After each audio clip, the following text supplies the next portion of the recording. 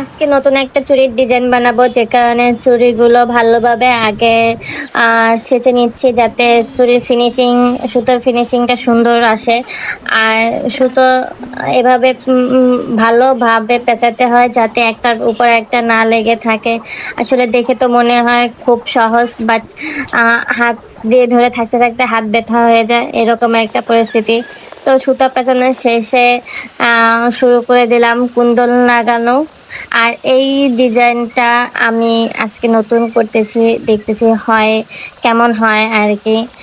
যে কারণে full video নিলাম। আসলে বড় ভিডিও করলে কি বলবো, ভিডিও শেষে মানে কি থেকে কি বলবো, এই কারণে হচ্ছে ভিডিও টাইনা টাইনা দেওয়া হয় না।